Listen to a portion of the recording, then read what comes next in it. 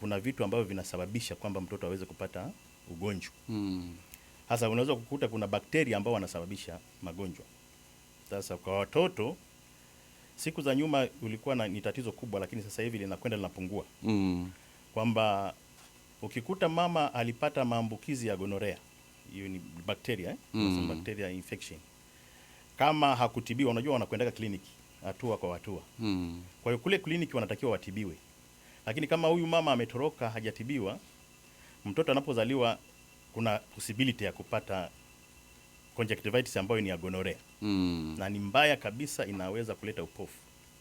Kwa hiyo swala la kufanya ile antenatal clinic ni msingi, wa kina mama wote waende, ili kwamba magonjwa kama haya yaweze kugundulika. Lakini pia kuna magonjwa ambayo yanaitwa chlamydia kama trachoma hivi. Na yenyewe nayo ni nzi anapokuwa akishika wale bakteria akileta kwenye macho. Kwa umri wa watoto tayari wanapata magonjwa kama haya. Kwa hiyo vitu kama hivyo vinaweza vikachangia zaidi. Na tulikuwa tunazungumzia kwenye grupu la infectious Okay. Sasa nani infectious pia yapo magonjwa ambayo yanaweza yakaleta hali kama hiyo, na ndio asilimia kubwa kwa sasa inaendelea. Hizi zinaitwa refractive errors. Kwa mfano watoto ambao wanazaliwa lakini hawawezi kuona mbali. Hii short sighted. Sasa huyu anatakiwa apate miwani. Kuna changamoto kwa wazazi kwamba mzazi anapoona mtoto anaambiwa avae miwani, anaona kwamba kama anatakiwa unamharibu. Kuna jambo kubwa la msingi ambalo tunatakiwa tulijue hapa, kwamba katika umri wa yani mtoto anapozaliwa mpaka miaka 7 ndipo mahali ambapo tunaweza tukaokoa macho ya watoto wengi. Ndipo mahali ambapo jicho linakuwa na linajifunza kuona vitu mbalimbali. Tukichelewa akavuka miaka 7 ni ngumu kurekebisha zile hali. Kwa hiyo unakuta kwamba kwa mfano hata mtoto anaweza kawa na macho yanatakiwa yanyoke. Ukikuta jicho moja limeingia ndani, ni kengeza hiyo. Lisipofanyiwa urekebishaji mapema kabla ya miaka 7, huyo mtu ile jicho litakuwepo lakini halioni. Linaweza likawa linaona labda mita 1 au vipi. Kwa hiyo inaitwa lazy eye amblyopia. Na dokta, kuna uwezekano wa jicho moja kuona mita chache na lingine kuona mita ndefu zaidi? Ni kweli.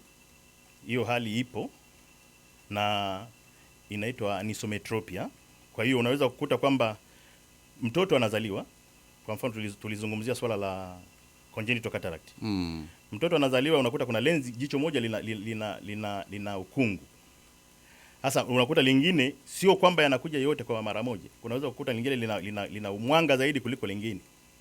Kwa hiyo huyu mtu anaweza ukamuona kabisa na moja linaona, lingine lina uoni hafifu. Kwa hiyo ikigundulika mapema anatibiwa ili kwamba kurekebisha. Lakini wakati mwingine kama ni cataract lazima avae miwani, kwa sababu kuna hatua kwa hatua jicho liweze kukua. Kwa hiyo ndio tulisema hii miaka 7 ya mwanzo ni ya muhimu sana. Kwamba watoto wote ambao wana changamoto za macho yarekebishwe hapo.